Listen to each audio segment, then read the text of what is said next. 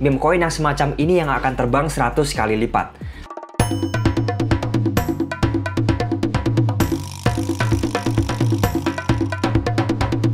Halo semua, selamat malam. Selamat datang di channel saya Pace Crypto. Hari ini kita akan membahas kembali terkait meme coin. Kenapa? Karena nyatanya money flow setelah rebound dari Bitcoin dan juga beberapa alt besar menuju ke dua koin kawan-kawan yang super besar ya, AI dan juga meme coin. Jadi terpaksa kita membahas meme coin lagi kawan-kawan. Mari kita masuk ke dalam pembahasannya dan juga saya melihat ada beberapa perubahan dalam game ataupun permainan dalam memilih meme coin. Oke, ini merupakan chart dari rebound kemarin kawan-kawan. Ketika Bitcoin rebound ke 90.000, saya melihat siapa saja yang kuat di sini. Money flow-nya kemana kawan-kawannya? Yang pertama, yang mungkin kalau Anda lihat yang bulatan-bulatan besar, itu adalah yang paling kuat kawan-kawan, rebound-nya kemarin. Yang cukup signifikan adalah yang berwarna merah di sini, meme coin. Cukup signifikan kawan-kawan. Berikutnya yang berwarna putih ada AI coin. Tau dan juga LPT dan juga Render dan sebagainya kawan-kawan ya. Ada beberapa yang besar sebetulnya seperti DIP, tapi ini dari Sui misalnya, CRV, DeFi sendiri, TEL ini blockchain sendiri, EMX juga blockchain gaming sendiri. Cukup terpisah-pisah kawan-kawan, tidak ada satu rumpun yang lumayan signifikan.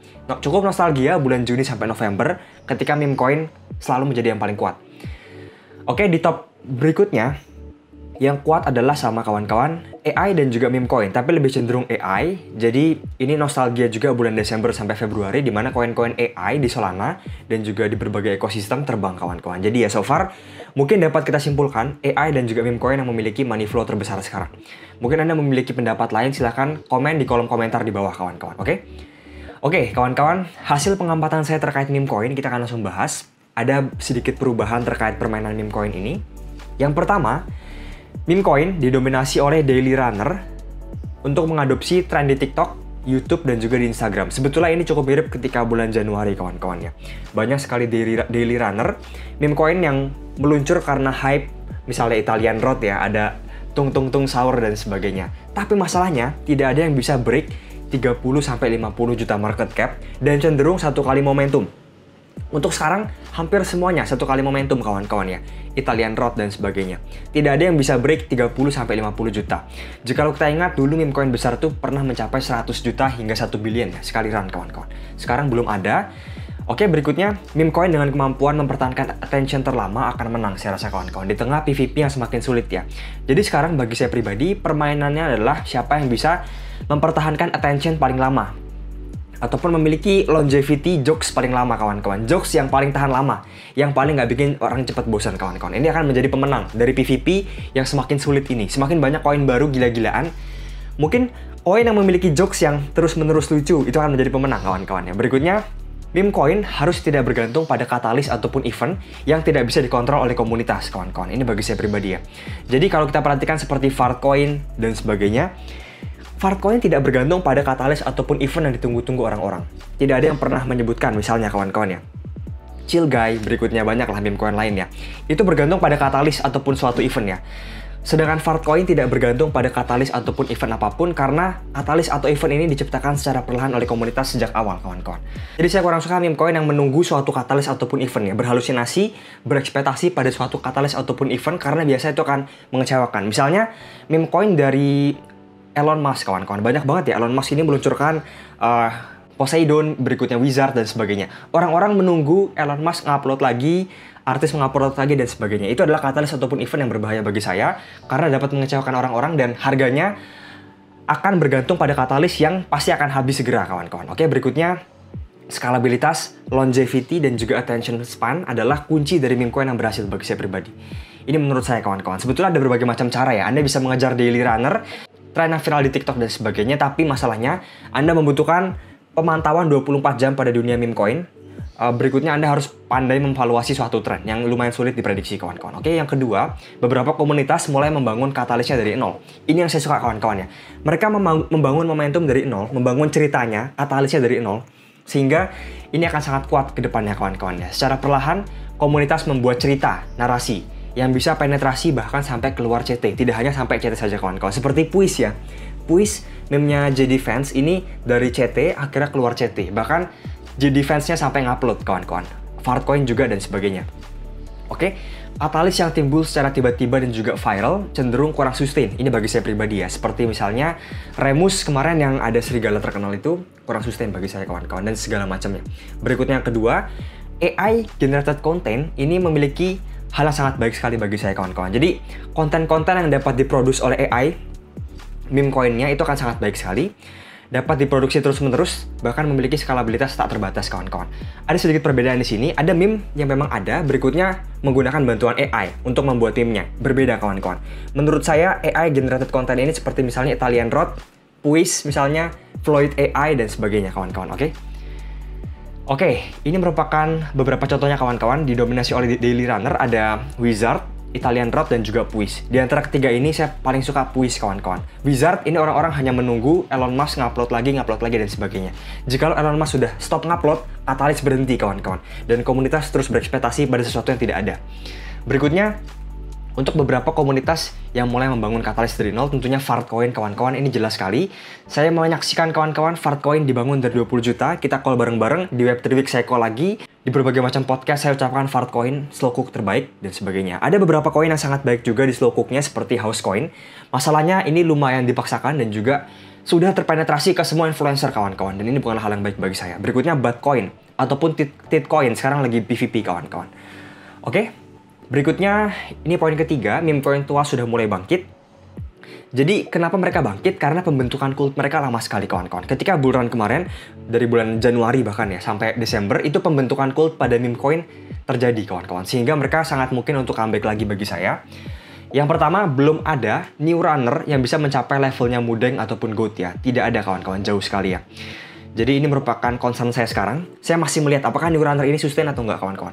Berikutnya, pemenang pada masanya kini rebound. Tapi masalahnya, carilah yang tanpa katalis kawan-kawan. Yang memiliki katalis berbahaya, ataupun yang hanya suatu tren berbahaya kawan-kawan. Seperti misalnya Chill Guy kawan-kawan. Itu bagi saya cukup berbahaya, karena mereka menunggu katalis kawan-kawan. Seperti Popcat, berikutnya Mock, mereka tidak membutuhkan katalis. Mereka adalah meme yang memang sudah ada kawan-kawan. Ya. Mereka meme yang sudah dapat diproduksi tanpa memerlukan suatu event ataupun katalis kawan-kawan. Berikutnya kawan-kawan, poin keempat, naratif AI super menguat kembali sekarang. Zerebro. Wah, semuanya terbang-terbangan kawan-kawan ya. Zerebro, koin-koin tua AI yang run pada bulan Januari, Desember kemarin terbang gila-gilaan. Bagi saya pribadi, mendapatkan exposure ke narasi AI dan juga meme coin dalam satu token itu merupakan pilihan terbaik kawan-kawan. Jadi kalau saya pikirkan seperti ini kawan-kawan. Ada satu orang yang betul-betul berfokus ingin membahas meme coin, bermain meme coin. Ada juga komunitas yang khusus hanya bermain AI coin. Jikalau kita mendapatkan exposure di keduanya, kita mendapatkan intersection kawan-kawan ataupun irisan. Jadi semua komunitas kita bisa jangkau kawan-kawan. Komunitas AI, komunitas meme coin, jadi jauh lebih luas untuk jangkauannya kawan-kawannya. Terbukti dari kesuksesan Puis, Fartcoin, dan juga Floyd AI. Ini AI X meme coin ya. Skalabilitas tak terbatas kawan-kawan. Oke, kita akan membahas contohnya. Untuk meme coin tua, Popcat, Mock, dan juga misalnya jikalau Anda bullish ke satu chain, sangat baik sekali. Misalnya Sui, ada Lofi.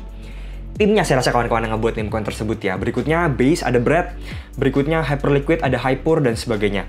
Bagi saya, koin-koin akan kuat kawan-kawan ya. Berikutnya, naratif AI, saya suka Floyd AI kawan-kawan ya. Entah kenapa ini sangat lucu sekali dan engagement sangat gila sekali. Bahkan ketika bear market. Dan Floyd AI ini terbang ketika run AI. Bull market AI yang bulan Januari kemarin. Jadi, mungkin market menganggap dia sebagai koin AI juga kawan-kawan. Berikutnya ada Italian Rod dan juga Memes AI. Sebagai contoh saja kawan-kawan di sini ya. Oke?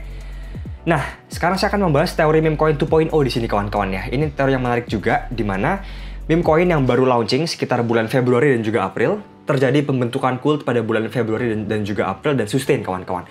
Ini merupakan teori meme coin 2.0 yang saya pribadi lumayan percaya. Masalahnya, lahir pada bulan Februari sampai April, tapi masih kuat sampai sekarang. Itu merupakan problemnya kawan-kawannya. Yang pertama ada RFC, hari ini baru rebound kawan-kawannya.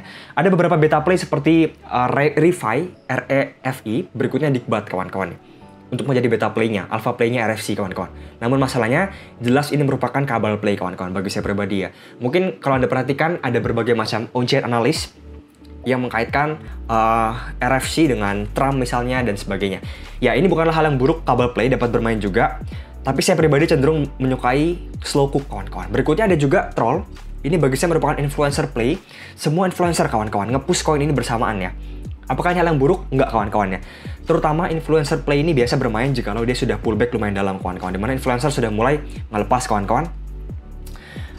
Untuk troll, beta playnya ada Jack dan juga satu orang ini saya lupa namanya apa kawan-kawan. Oh ya, untuk teman-teman yang menanyakan terkait Mudeng kawan-kawan, apakah saya sudah jual Mudeng, apakah saya dibayar oleh Mudeng, dan sebagainya, jawabannya saya tidak dibayar sepeser pun oleh tim dari Mudeng dan juga meme coin apapun kawan-kawannya. Saya tidak pernah mengambil deal apapun terkait dengan meme coin.